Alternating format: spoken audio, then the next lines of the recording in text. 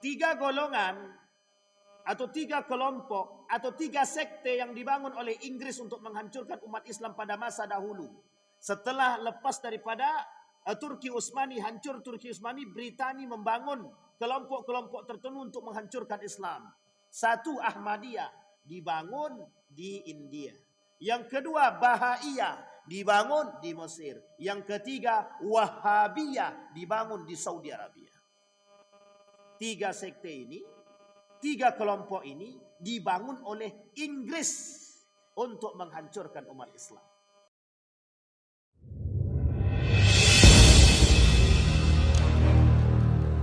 Alhamdulillahi Rabbil Alamin.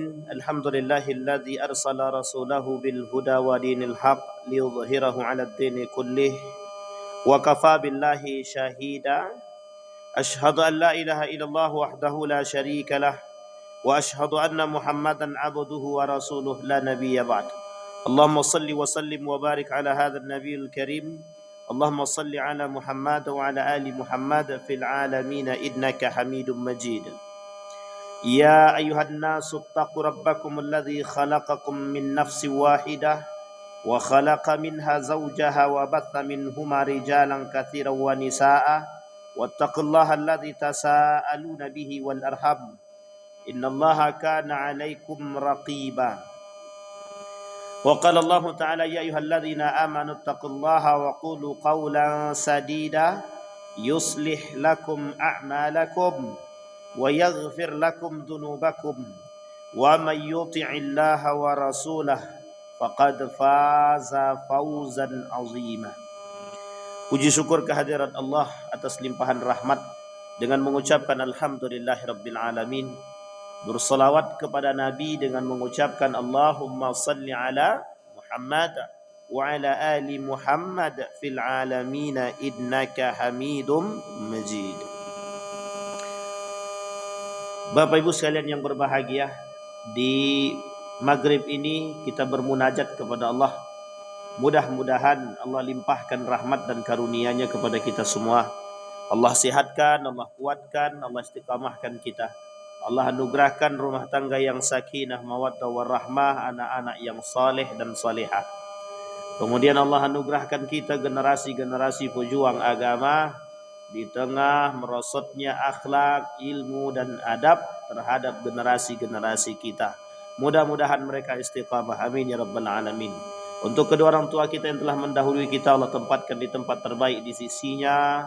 Allah terima amal ibadahnya. Bagi orang tua kita yang masih hidup, Allah sehatkan, Allah kuatkan, Allah murahkan rezekinya, Allah istiqamahkan dalam ketaatan. Amin ya rabbal alamin. Baik Bapak Ibu sekalian yang berbahagia, pada pertemuan sebelumnya atau di bulan yang lalu kita sudah membahas karakteristik atau ciri-ciri ajaran sesat yang terdapat dalam fatwa Majelis Ulama Indonesia. Ketika Majelis Ulama Indonesia berikhtiar, berijtihad, mengumpulkan berbagai macam informasi tentang ajaran-ajaran sesat, sehingga Majelis Ulama Indonesia mempelajari apa sih aliran sesat tersebut, bagaimana kriterianya, apa yang harus kami lakukan, sehingga dikelompokkanlah oleh Majelis Ulama Indonesia tersebut setidaknya ada 10 kriteria atau tanda ajaran tersebut dikatakan sesat. Bapak Ibu sekalian yang berbahagia, pada tahun 2016 Majelis Ulama Indonesia merilis berita 300 lebih aliran sesat yang ditemukan. Berapa itu? 300. Sedikit atau banyak? Banyak apa sedikit? 300 di tahun 2016, dan kata Majelis Ulama Indonesia berpotensi meningkat. Berpotensi meningkat. Artinya apa? Pertumbuhan aliran sesat dari tahun ke tahun selalu terjadi, terus terjadi.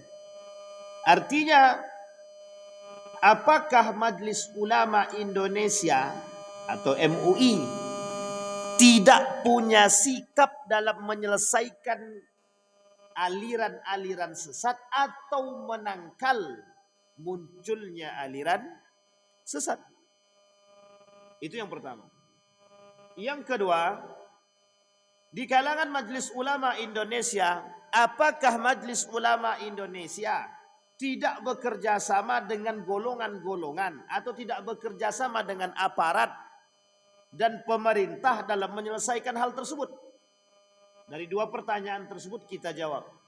Yang pertama, Majelis Ulama Indonesia sudah mengupayakan sedemikian rupa agar bisa mencegah munculnya aliran sesat.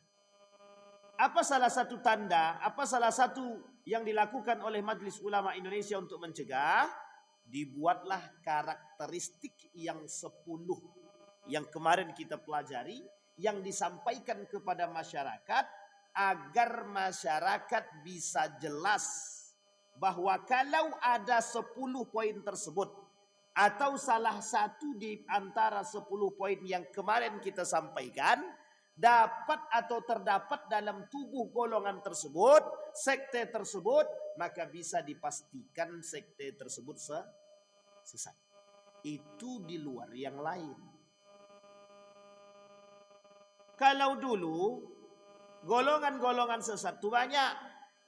Ada Syiah, Mu'tazilah, Jabariyah, Qadariyah, Murji'ah, kemudian lagi Khawarij, dan yang lain sebagainya. Itu kan keluar. Mereka dianggap sesat oleh agama karena mereka memunculkan paham-paham yang bertolak belakang dengan apa yang disampaikan oleh atau yang diajarkan oleh baginda Nabi Muhammad sallallahu alaihi wasallam. Di dalam aliran akidah terdapat banyak kelompok-kelompok kesesatan yang tadi saya sebutkan. Yang tadi saya sebutkan itu adalah aliran-aliran akidah, aliran-aliran sesat yang ada dalam bidang akidah, seperti Khawarij, Syiah, Mu'tazilah, kemudian Murji'ah, Jabariyah, Qadariyah. Itu golongan-golongan yang ada. Dan golongan-golongan itu sesat dan menyesatkan secara akidah. Kalau di zaman modern ini, sudah juga saya sampaikan kemarin, sekulerisme, pluralisme, liberalisme, materialisme, rasionalisme, feminisme, dan yang lain sebagainya, modernisasi atau modernisme, sama. Semua yang berbau isme-isme itu, di dalam hari ini, pandangan Majelis Ulama Indonesia itu golongan-golongan yang cenderung mengajak orang kepada kesesatan, baik secara muamalah maupun secara akidah, baik secara keimanan maupun secara keagamaan, menyesatkan kita. Dan itu penting. Seperti liberalisme, mengajak orang berpikir lebih liberal, lebih bebas, dan mementingkan kepentingan dia terhadap kepentingan yang lain. Artinya apa? Kebebasan seseorang dalam berbuat tidak bisa disandingkan dengan ribat atau aturan yang terdapat di dalam agama. Artinya kebebasan orang tidak boleh dibatasi. Itu haknya manusia untuk melakukan sekalipun menabrak aturan-aturan agama. Yang kedua, pluralisme. Kenapa dikatakan pluralisme ini ajaran, bukan ajaran sebenarnya, kelompok yang menganjarkan kita kepada kesesatan. Karena mereka menganggap semua agama itu benar. Padahal Islam mengatakan agama yang benar itu cuma satu. Innad dina indallahil Islam. Bahkan semua nabi Islam. Tak ada satu pun nabi yang tidak Islam, semuanya Islam. Hanya saja ketika mereka memahami konteks ayat-ayat Al-Quran, ya mereka akan mencoba memahami dengan kacamata toleransi dan hak asasi manusia serta modernisasi. Perkembangan zaman dengan kemodernan zaman. Yang ketiga ada namanya sekulerisme. Apakah ini sesat? Dia bukan ajaran. Dia bukan sekte, tapi golongan, kelompok yang menanamkan nilai-nilai sekuler kepada kita. Apa maksud nilai sekuler tersebut? Maksudnya adalah bagaimana umat muslim ini harus dipisahkan dari agama dan kehidupan. Jadi apa maksudnya? Ketika urusan-urusan kehidupan itu jangan dikait-kaitkan dengan agama. Agama doktrinal. Agama itu spiritual masing-masing. Sementara politik, kehidupan, pendidikan itu urusan lain. Yang bebas untuk disampaikan dengan nilai-nilai apapun. Sampai di sini paham Bapak Ibu? Sehingga golongan-golongan yang tadi yang saya sebutkan, kelompok-kelompok yang tadi yang saya sebutkan, muncul di era modern. Muncul di era modern. Ada peradaban barat, mereka mendukung. Ada peradaban Korea, mereka mendukung. Artinya setiap orang diberikan kebebasan berkreativitas sekalipun terhadap dalam agama. Sampai di sini bisa dipahami. Kira-kira lebih sesat mana? Lebih sesat kelompok yang dahulu atau yang sekarang? Kelompok yang dulu jelas kesesatannya. Kalau kelompok-kelompok yang sekarang abu-abu kesesatannya. Kenapa kok abu-abu? Ya justru kita harus lebih berhati-hati pada kelompok yang sekarang. Karena mereka abu-abu. Kadang benar, kadang salah. Tapi yang paling parah lagi mencampur adukkan kebenaran dan kesalahan. Yang hak dan yang batil mereka campur. Sehingga lebih parah menyesatkan. Orang kafir dan orang muslim itu jelas perbedaannya. Tapi yang tak jelas perbedaannya itu orang muslim dan orang munafik. Itu tak jelas perbedaannya.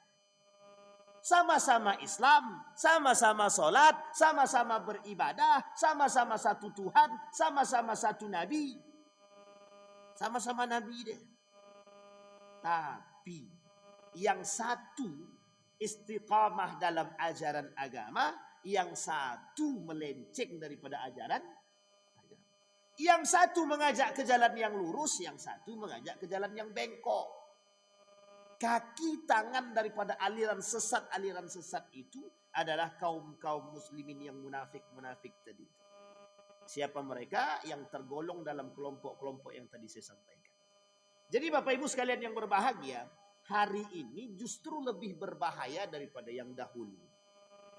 Kalau dahulu kita jelas Syiah, tahu kita bagaimana model ibadah dia, tahu kita akan kesesatan dia. LDII, tahu kita dulu kesesatannya, sekarang tak dianggap sesat lagi. LDII hari ini tak dianggap sesat lagi. Kenapa tak dianggap sesat lagi hari ini? Karena mereka sudah menghapuskan salah satu pemahaman mereka, yang masuk orang lain yang masuk ke dalam masjid mereka yang tak sepaham dengan mereka sudah tidak dicuci lagi lantai dia. Kalau dulu bapak masuk, kaki tempat bapak itu dipel dia. Kita ini najis. Semua kita yang ada di sini, karena berseberangan dengan mereka kita najis. Pernah saya masuk itu masjid Pak, dipel tuh. Langsung dipel sebersih-bersihnya. Pakai kinclong-kinclong itu apa namanya itu? Soklin. Bayangkan Pak, ada Ahmadiyah sesat. 3 golongan atau 3 kelompok atau 3 sekte yang dibangun oleh Inggris untuk menghancurkan umat Islam pada masa dahulu. Setelah lepas daripada Turki Utsmani, hancur Turki Utsmani, Britania membangun kelompok-kelompok tertentu untuk menghancurkan Islam. 1 Ahmadiyah dibangun di India. Yang kedua Bahaiyah dibangun di Mesir. Yang ketiga Wahhabiyah dibangun di Saudi Arabia. 3 sekte ini, 3 kelompok ini dibangun oleh Inggris untuk menghancurkan umat Islam. Ahmadiyah sampai ke Indonesia sesat. Bahaiyah hari ini dianggap sebagai satu agama yang meresmikan Luqmanul Hakim, yang ikut dalam peresmian itu. Mungkin beliau tak meresmikan, tapi dia ikut dalam peresmian itu. Luqmanul Hakim. Siapa dia? Betul, Luqmanul Hakim. Yang Kementerian Agama itu. Itu dia. Waktu itu. Sekarang kan beliau udah tak di situ lagi. Yang kedua. Yang ketiga ada lagi. Namanya Wahhabiyah. Wahhabi. Di mana munculnya? Di Saudi Arabia. Ketika pemberantasan semua orang-orang yang bermadhabkan Syafi'i, bermadhabkan Imam Abu Hanifah, habis. Tak ditinggalkan sedikit pun. Termasuk yang tak sejalan dengan mereka. Hari ini, Saudi Arabia anti mazhab. Apa kata mereka? We are in Saudi, no mazhab. We are in Saudi, no mazhab. But every one of us, setiap orang di antara kami, kata mereka, memahami bahwa hadis itu sahih yang akan menjadi aturan main kami. Tidak bisa, Pak. Kalau dibilang Saudi itu bermazhab, ulama Saudi mengatakan mereka anti mazhab. Tidak bermazhab, bukan anti mazhab, tidak bermazhab. Tidak bermazhab ini banyak definisinya. Bisa anti mazhab, bisa memang tidak berpegang teguh pada mazhab. Makanya mohon maaf, Saudi itu berpegang teguh, meskipun tidak semua ya, tapi mayoritas Saudi itu mereka hanya berpegang teguh kepada hadis-hadis sahih saja. Kalau tak sahih mereka tak mau pakai. Kalau tak sahih hadis itu tak mereka pakai. Di dalam kitab Sahih Bukhari, di dalam kitab Sahih Muslim itu tak semuanya hadisnya sahih. Tidak semuanya hadisnya sahih. Tapi orang memahami bahwa siapa Bukhari, bahwa siapa Muslim. Perbedaan kita dengan mereka mempelajari hadis Bukhari, kita tak mempelajari. Kalau kita mau mempelajari hadis Bukhari, maka Bapak Ibu sekalian yang berbahagia, perlu mempelajari hadis-hadis Bukhari itu bukan hanya untuk kita saja, bukan hanya untuk para dai saja, bukan untuk para ustadz saja, semua. Kenapa penting mempelajari hadis itu? Biar kita tahu. Makanya mohon maaf, turun sholat, kita mau sholat mau sujud itu, mana duluan? Kepala kah, lutut kah, tangan kah? Mana duluan? Lutut apa tangan? Atau kepala? Kalau kepala tak ada. Yang ada cuma dua, kalau tak lutut, tangan. Kedua-duanya hadisnya sahih. Perbedaan hadisnya cuma satu. Jadi jarak antara hadis pertama dengan hadis selanjutnya itu, antara hadis tangan dengan hadis lutut itu cuma dipisahi oleh satu hadis saja. Coba bayangkan, cuma satu hadis saja. Kedua-duanya sahih. Tapi kalau seandainya kita pakai yang tangan, dianggap salah. Maaf, kalau kita pakai lutut dianggap salah. Justru mereka pakainya tangan dulu, baru lutut. Kita kan pakai lutut dulu, baru tangan. Kan begitu. Yang penting tak berkelahi suami istri dan taklah. Kedua-duanya benar. Kedua-duanya benar. Yang salah siapa yang tak sholat itu? Atau yang tak pakai ruku dan tak pakai sujud? Ada orang sholat tak pakai ruku, tak pakai sujud? Ada. Jangan salah, kelompok-kelompok sesat itu banyak. Di Jawa tuh banyak kita temukan dulu ada kelompok-kelompok yang mohon maaf sholatnya itu tidak pakai ruku dan tak pakai sujud. Berdiri aja. Itu kelompok apa namanya itu? Yang jelas kelompok sesat. Itu yang paling jelas kan. Sampai di sini paham. Nah kembali kepada poin tadi Bapak. 3. Yang dibangun oleh Britania ketika itu. 1 Wahabiyah, Ahmadiyah, Bahaiyah. Ketiga-tiganya ketika itu oleh Syekh Ramadan Al-Buti dalam satu buku yang berjudul, saya lupa judulnya. Dan itu berbahasa Inggris. Kata mereka itu sengaja dibangun untuk menghancurkan dan memecah belah umat muslim. Dan itu sengaja, bukan tidak sengaja. Sengaja. Nah Bapak Ibu sekalian yang berbahagia, dari poin ini kita sudah paham. Sehingga yang ingin kita lihat, itu dari Majelis Ulama Indonesia, kita sudah tahu. Di mana letaknya, kapan harus kita pisahkan dan lain sebagainya. Nah sekarang kita perlu paham dulu. Coba kasih tahu kepada kita, yang disebut dengan ajaran-ajaran garis lurus. Jadi ajaran sesat sudah ya. Kriteria ajaran sesat itu oleh Majelis Ulama ada 10. Sudah kita sampaikan. Yang ngerekam aman, yang tak ngerekam, itu yang bingung gitu tuh. Bapak Ibu ada catatannya? Ada yang nulis? Yang nulis aman. Yang tak nulis? Aman juga. Nah kemudian yang ingin kita sampaikan, kalau karakter ajaran sesat sudah. Sekarang ada ciri ajaran yang disebut dengan ajaran lurus. Di dalam Al-Quran, ihdinas siratal mustaqim siratal ladzina an'amta 'alaihim ghairil maghdubi 'alaihim waladdallin. Ini bacaan harian atau bukan? Bacaan harian atau bukan? Bacaan harian. Sekarang saya tanya Bapak Ibu, pernahkah kita memahami kalimat ihdinas siratal mustaqim? Tunjukilah kami jalan yang lurus, yaitu jalan orang-orang yang telah Engkau beri nikmat kepada mereka. Bukan jalan mereka yang dimurkai dan bukan pula mereka yang sesat. Oke Bapak Ibu, sampai di sini paham? Baik. Pertanyaannya adalah siapa yang dikatakan oleh Allah sesat tersebut? Satu, yang keluar dari jalur rukun iman dan rukun Islam. Oke, rukun iman dan kita ambil contoh. Salah satu contohnya adalah Syiah. Syiah memahami bahwa Ali bin Abi Thalib adalah orang yang baik, bagus, disamakan dengan baginda Nabi Muhammad sallallahu alaihi wasallam. Sesat apa tak sesat? Ada dalam rukun Islam kita? Ada dalam rukun iman kita? Satu. Yang kedua, Syiah lagi. Mereka lebih menyamaratakan, mereka mengatakan bahwa imam yang paling maksum itu imam 12. Imam yang 12 bersama dengan baginda Nabi Muhammad sallallahu alaihi wasallam. Adakah pemahaman kita demikian? Tak ada. Baik. Adakah yang lain? Ada. Sekarang kita lihat dulu. Yang rukun imannya sama, rukun Islamnya sama, tapi kemudian terkategorikan dalam kesesatan. Kita ambil contoh. Murji'ah. Murji'ah membenarkan dosa-dosa besar itu tak masuk dalam kategori dosa besar. Bagi mereka dosa besar itu dipertanggungjawabkan personal, tergantung pada hati manusia. Paham maksud saya Bapak Ibu? Jadi gini, kalau ada orang yang melakukan dosa besar, mereka tak dimasukkan ke dalam neraka. Itu tergantung tingkat hati mereka. Kalau dia tak sholat, tapi hati dia tetap beriman pada Allah, itu tak dosa besar. Dia tak sholat, tapi dia tetap beriman kepada Allah, maka dia tidak tergolong kepada dosa besar. Dia berzina, tapi masih beriman kepada Allah, berarti tak masuk dalam golongan dosa besar. Ini oleh para ulama disebut dengan ajaran sesat.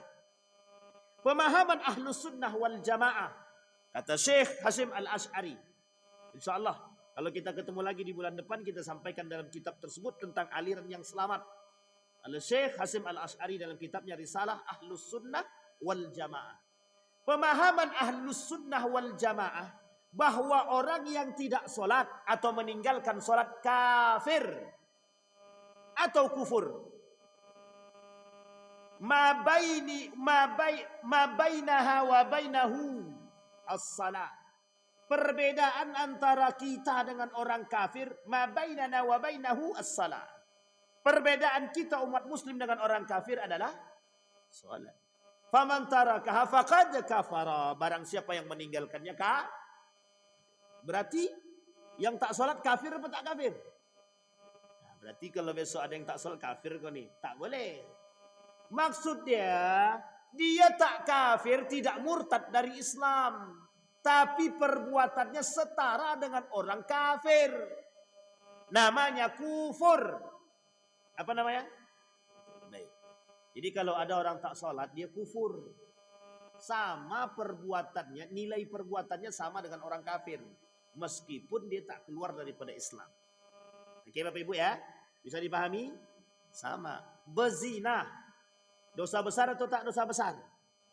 Dalam pandangan Ahlus Sunnah wal Jamaah, yang namanya berzina itu dosa besar.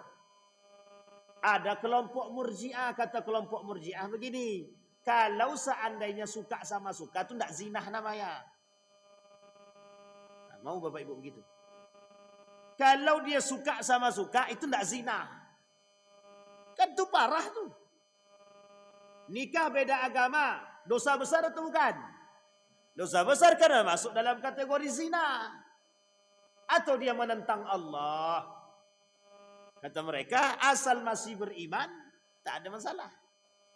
Asal masih beriman kepada Allah, tidak ada masalah. Itu dikembalikan kepada pribadi masing. Oh, ini bukan rusak lagi, ini dah rusak banget kalau begitu. Dah sampai di sini paham Bapak Ibu ya? Ini karakternya ajaran-ajaran yang sesat. Sekarang yang disebut dengan ahli ajaran-ajaran yang lurus tadi, yang sejalan dengan rukun iman dan rukun Islam. Kalau dia percaya tentang rukun iman dan dia percaya rukun Islam, selesai. Dia bisa bertahan dalam akidah dia, tidak batal syahadat dia, tidak batal keislaman dia, selesai. Memahami 70 lebih dosa besar, berarti dia tak sesat. Oke Pak Ibu ya? Berarti dia tidak sesat. Sekarang ada yang sesat, ada yang menyimpang. Sama tak sesat dan menyimpang itu? Secara makna sama. Secara bahasa berbeda. Ada yang menyimpang? Ada. Ada yang sesat? Ada. Apakah sesat itu menyimpang? Ya. Apakah menyimpang itu sesat? Belum tentu. Misal, ada orang yang menyimpang, tapi dia tak meyakini penyimpangan dia. Berarti dia tak sesat. Salah dia, dosa. Tapi kalau dia sesat, berarti dia sudah meyakini. Kesesatan itu terletak pada keyakinan. Kalau dia melakukan, tapi dia tak meyakini, maka dia penyimpangan. Contoh. Salat subuh di waktu asar. Salat subuh di waktu asar. Itu salat subuh atau bukan? Kalau dia meyakini bahwa salat subuh itu benar di waktu asar, atau di waktu zuhur, atau di waktu yang lain, itu sesat. Karena menjadi rutinitas. Tapi kalau dia lakukan salat subuh di waktu zuhur, bukan meyakini kebenaran itu menyimpang namanya. Sampai di sini paham? Kita ambil contoh. Ada orang pelaku homo atau lesbi, menyimpang atau sesat? Menyimpang. Kita katakan sesat. Kalau dia meyakini bahwa itu benar, maka dia sesat. Tapi kalau dia melakukan tapi tak meyakini, penyimpangan. Sampai di sini paham? Ada orang pelaku homo, tapi dia tak meyakini bahwa homo itu benar. Tapi dia melakukan, maka itu penyimpangan namanya. Tapi kalau dia meyakini, mengimani bahwa kami orang-orang yang lesbi, yang gay ini berhak mendapatkan sama dan benar dan bisa masuk surga seperti pemahaman lainnya, itu yang sesat dan menyesatkan. Kita ambil contoh yang lain. DII. Apa itu DII? NII, Negara Islam Indonesia. Tak sejalan dengan mereka. Kata mereka begini, lebih baik, lebih utama ketika kita rapat itu rapat atau kajian atau mengaji atau belajar, itu lebih utama daripada sholat. Sampai ketinggalan sholat pun tak masalah. Ini lebih utama. Artinya mereka memahami, meyakini bahwa ngaji lebih baik, lebih afdol daripada sholat. Sesat apa tak sesat? Kalau dia meyakini sesat.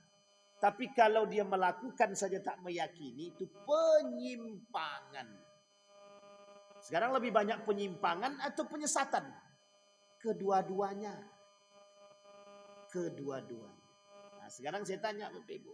Orang-orang yang korupsi itu kira-kira penyimpangan atau penyesatan itu?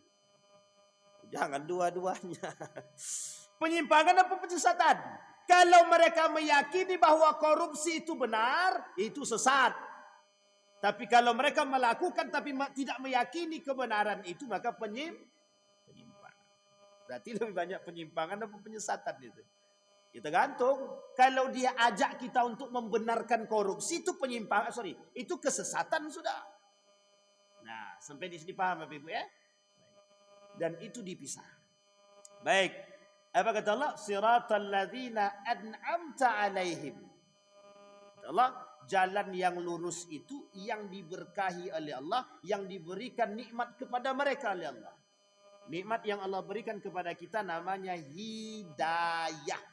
Apa nama dia? Hidayah. Bukan nama kawan. Hidayah. Hidayah itu apa? Kita masih menikmati Islam, ini hidayah. Baik, sekarang saya jabarkan kriteria ahlus sunnah wal jamaah atau garis-garis lurus. Bapak Ibu sekalian yang berbahagia, ajaran garis lurus itu sebenarnya sulit untuk dibedakan dengan ajaran-ajaran yang lain yang masuk dalam kategori keislaman yang sifatnya penyimpangan. Misal, dia masih percaya rukun iman dan rukun Islam. Bisakah kita katakan sesat? Tidak. Karena kata Muhammadiyah yang disebut dengan ahlus sunnah wal jamaah itu, selagi dia masih percaya dengan rukun iman dan rukun Islam, ahlus sunnah wal jamaah.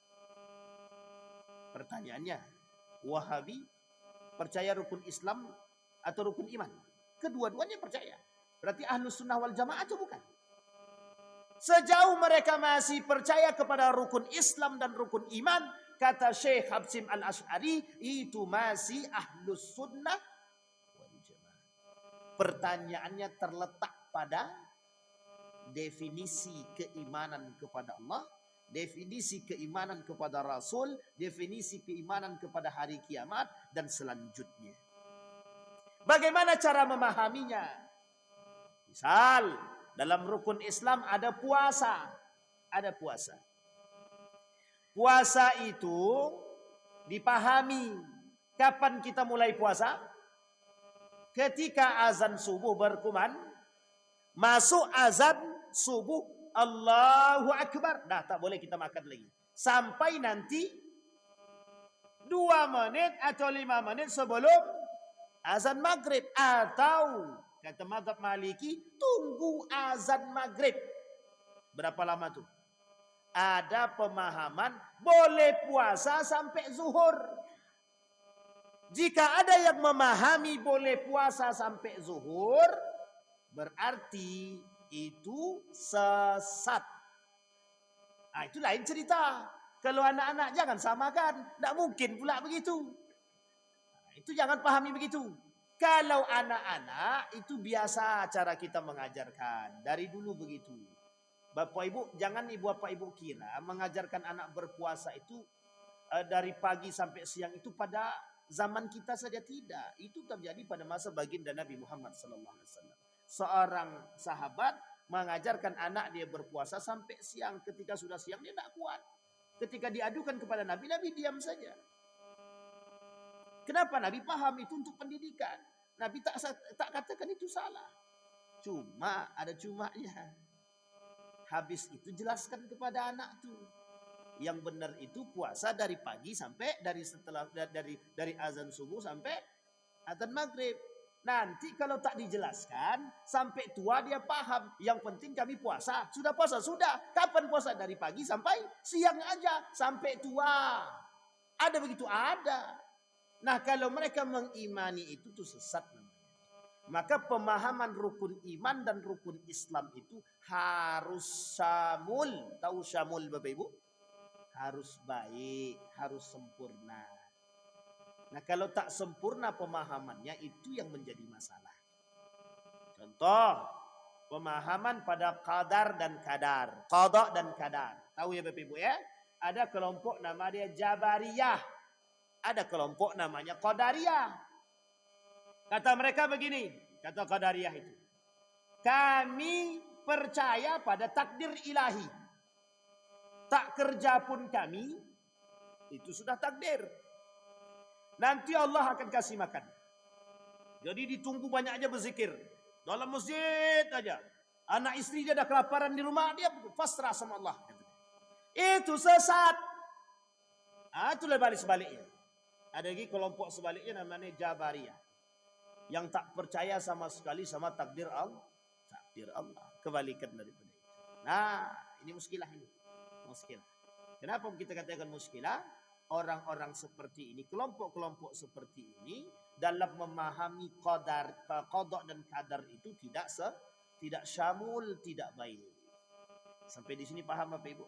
Lu kok bisa? Bagaimana cara kita bisa mengerti itu samul tak samul, baik atau tidak baiknya Ustaz? Itulah tujuan kita mempelajari. Nanti kita masuk poinnya di situ Bapak Ibu.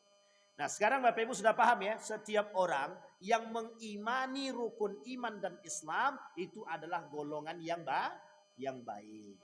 Kalau ada golongan lain yang kemudian percaya pada Nabi baru itu sesat. Yang bisa berbicara dengan Tuhan pakai handphone sesat. Jangan percaya kalau itu. Artinya ini dah jelas. Rukun iman, rukun Islamnya dah jelas. Tapi jangan menyesatkan. Artinya apa? Pemahaman rukun iman dan rukun Islamnya benar. Dari rukun iman, kapan waktu kita bahas itu rukun iman. Rukun Islam kalau kita ketemu lagi dengan izin Allah, kita bahas tuh. Mana yang disebut dengan rukun iman sampai akhir itu, rukun iman, rukun Islam itu, syamul yang seperti apa. Dia tak bisa Bapak Ibu, dia banyak yang buat-buat sekarang. Banyak yang buat-buat. Allah itu maha kuasa apa tidak? Maha kuasa. Sehingga ada orang yang bisa menggandakan uang, dia katakan itu kuasa ilahi, gitu deh. Sampai di sini paham? Kalau ada yang mengimani begitu, sesat apa tak sesat? Dah tahu itu ajaran sesat. Laki-laki perempuan yang bukan mahram, kalau bersentuh salah apa tak salah? Salah. Ada kelompok, ada majlis, yang di dalam majlis tersebut, mohon maaf, yang di dalam majlis tersebut bercampur laki-laki dan perempuan. Yang memberikan kajian itu boleh mencium setiap perempuan yang ada. Oh itu enak di dia, enggak enak di kita itu. Muskilah apa tak muskilah? Kalau ada kelompok yang membolehkan menyentuh perempuan yang bukan mahram, itu mesti ajarannya sesat. Sampai di sini paham? Baik. Nah, kemudian lanjut. Apa kata Allah? Wa may yuti'illaha wa rasulah faulaika ma'alladzina an'ama Allahu 'alaihim minan nabiyyin was-siddiqin wasyuhada was-salihin wa hasuna ulaika rafiqa. Jadi Bapak Ibu para ulama pun sebenarnya ketika mengkategorikan aliran-aliran yang lurus tadi, asal mereka memahami rukun iman dan rukun Islam dengan baik, tidak ada penyimpangan di situ, maka itu disebut dengan ajaran lurus. Tapi kalau ada penyimpangan dan penyesatan, maka itulah yang disebut dengan ajaran sesat. Sampai di sini bisa dipahami Bapak Ibu? Baik. Sekarang Bapak Ibu, bagaimana cara kita memahami dan menyikapi paham sesat? Nah, ini yang paling penting. Nanti saya kasih tahu Bapak Ibu bagaimana cara kita selamat dengan ajaran sesat dari ajaran-ajaran sesat. Kata Dr. Adyan Husaini dalam tulisan beliau. Kata beliau, ada yang harus dipahami. Apa yang harus dipahami? Yang harus dipahami pada dua kalimat dalam surat Al-Fatihah, kata dia. Yang pertama al-maghdub, yang kedua ad-dal. Orang yang dibenci oleh Allah, yang dimurkai oleh Allah, dan orang-orang yang sesat dan menyesatkan. Pahami itu dulu. Cara kita memahami, pahami itu dulu. Ketika Bapak Ibu, mohon maaf ya Bapak Ibu ya. Ketika Bapak Ibu ketemu dengan satu ajaran. Satu ajaran. Misal. Ini Bapak Ibu ketemu dengan salah seorang yang mohon maaf, dia berpakaiannya nampaknya alim. Pakai peci, hitam, pakai celana, berjenggot dia misalkan, pakai gamis. Ya, ini penting untuk kita pahami. Kemudian dia memberikan pengajian, dia memberikan ilmu dan lain sebagainya. Pahami di situ baik-baik. Lihat karakter kajian dia. Kalau karakter kajian dia lebih mohon maaf, memisahkan laki-laki dan perempuan, tidak mencampur adukkan. Ini masih aman. Oke? Sampai di sini paham Bapak Ibu? Ini pemahaman yang paling penting. Karena apa? Karena dalam ajaran kita itu tak boleh bercampur laki-laki dan perempuan satu. Yang kedua, pahami dalam ajaran itu ketika Bapak Ibu masuk, tengok betul-betul karakter-karakter majlisnya. Adakah dalam majlis tersebut untuk menyembah selain daripada Allah? Misal. ada di situ patung, misalkan patung goyang misal. Ada di situ patung goyang kira-kira itu benar apa tak benar? Yang ketiga, lihat ada enggak atribut-atribut yang dipakai dalam kajian-kajian tersebut yang mohon maaf atribut-atribut itu bukan punya mereka. Sampai di sini paham? Bukan punya ajaran Islam. Kita ambil contoh. Penyimpangan bukan kesesatan tapi penyimpangan. Tapi kalau diyakini bisa menjadi kesesatan. Kita ambil contoh. Di Masjid Istiqlal. Berapa banyak orang yang memakai pakaian atribut? Paham ya Bapak Ibu ya? Kenapa mereka pakai? Itu kesesatan atau penyimpangan? Kedua-duanya. Kalau mereka mengimani itu sebagai hal yang benar, maka itu sesat. Tapi sebenarnya itu penyimpangan. Kenapa? Kita dipaksakan, jamaahnya dipaksakan untuk memakai begitu. Karena mereka yakin dengan yang ngisi tadi. Yang keempat. Dalam kajian tersebut diperhatikan baik-baik. Dibuka dengan bismillah. Diakhiri dengan alhamdulillah.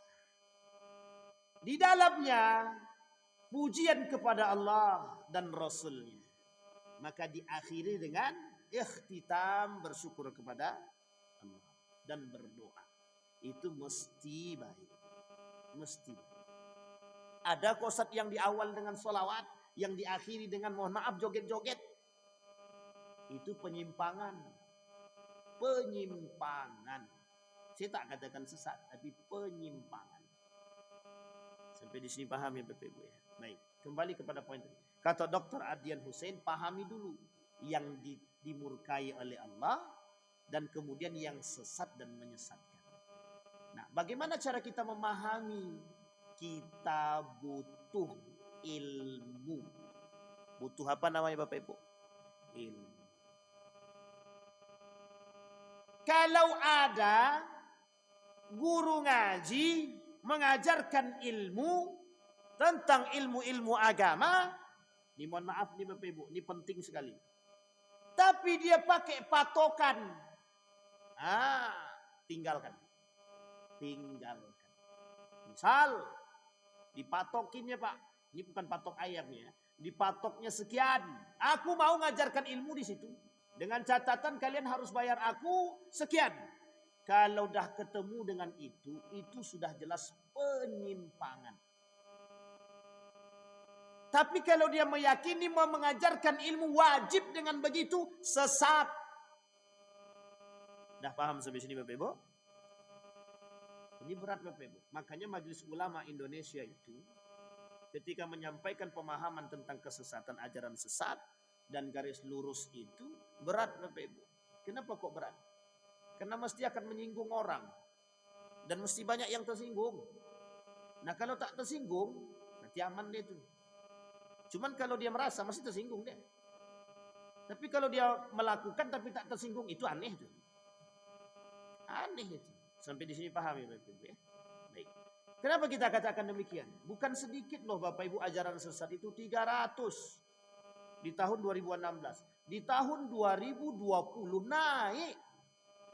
Naiknya berapa? 50%. Coba bayangkan. Itu ajaran sesat. Hari ini Bapak Ibu, kalau kita tidak berhati-hati, kalau kita tak berhati-hati, kita yang kesusahan kelak. Anak-anak kita Pak. Anak-anak kita, generasi kita. Yang menjadi masalah. Baik. Sekarang Bapak Ibu, itu pertama memahami. Yang kedua, bagaimana cara kita menyikapi paham sesat tersebut. Nah ini penting nih. Wah, ada ajaran sesat Pak Ustadz di situ. Ayo kita, apa namanya itu? Ketemu itu serang. Tidak bisa begitu. Kita pukul dia tak boleh. Yang paling bisa kita sikapi adalah melapor kepada Majelis Ulama Indonesia. Itu yang pertama. Yang kedua, kalau Bapak Ibu tahu dan nampak dan ragu bahwa itu antara ajaran sesat atau tidak sesat, maka ajukan kepada Majelis Ulama Indonesia melalui RT, RW, Lurah, Camat. Ini yang kami lakukan. Dulu di salah satu daerah itu, di Sorek 1 itu, itu ada namanya DII. Tapi dulu, nah, ketika itu diajukanlah ke lurah. Lurahnya kemudian mengatakan, Ustadz di sana ada ajaran sesat. Mereka mengajukan itu kepada Polda, Polda turun tangan. Diusirlah orang ini. Tapi kita nggak tahu sekarang bagaimana penyelesaiannya. Yang jelas di sana sudah orang-orang itu sudah diusir. Kita cara menyikapinya begitu. Yang kedua, kalau itu cara menyikapinya dengan cara yang lembut, maka Bapak Ibu harus kita memahami agama itu dengan baik. Harus kita memahami agama dengan baik agar kita tak tertipu. Kata guru saya, cara selamat daripada aliran sesat itu berilmu. Karena kalau tak berilmu mesti kena. Sekarang saya tanya Bapak Ibu, ada orang yang pandai baca Quran. Kira-kira terpesonakah kita? Bagus suaranya, tapi dia tak sholat. Sampai dia katakan begini, kami sholatnya dengan hati saja, tak pakai gerak. Tapi dia baca Quran, suaranya bagus. Apa kata dia? Kami tak sholat dengan gerak, kami sholat dengan hati. Cukup mengingat Allah. Sesat apa tak sesat? Parah itu. Nah, sampai di sini paham. Nah, Nabi sendiri, Nabi bukan saya, Nabi yang mengatakan. Bayangkan kelak di akhir zaman kata Nabi itu muncul golongan fasih baca Quran tapi menyesatkan orang. Fasih baca Quran, sholatnya bagus, ibadah dia bagus, lebih bagus daripada kalian kata Nabi kepada para sahabat. Sampai bingung para sahabat, masih ada yang lebih bagus daripada kami? Ada. Fasih bacaan dia, hafal Quran, paham dia, mengerti dia. Hebat sholatnya, kata. Lebih baik daripada kalian itu. Tapi mereka seperti anak panah yang keluar daripada busur dia. Apa maksudnya itu? Tak tepat sasaran. Agama itu tak bermanfaat. Hafalan tak bermanfaat bagi berdiri mereka. Justru mereka menyesatkan orang. Nah, coba bayangkan. Itu Nabi yang ngomong, Pak. Baik. Nah, satu, cara kita selamat, satu menit lagi. Cara kita selamat daripada aliran sesat, kita harus berilmu. Yang kedua, harus berkelompok. Kenapa kita katakan harus berkelompok? Kalau ngaji itu Bapak Ibu harus berkelompok. Yang ketiga, kalau ngaji harus pakai guru. Ini banyak ngaji tanpa guru, sesat dan menyesatkan. Banyak kali orang baru keluar dari pondok bisa menyesatkan orang yang sudah bertahun-tahun keluar dari pondok. Ini unik nih. Unik, sangat unik. Saya baru-baru ini menemukan ada anak muda itu baru keluar dari sekolah itu bisa mencaci maki ulama-ulama dahulu.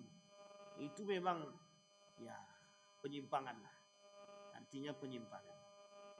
Bapak Ibu sekalian yang berbahagia, 3 poin utama agar kita bisa selamat.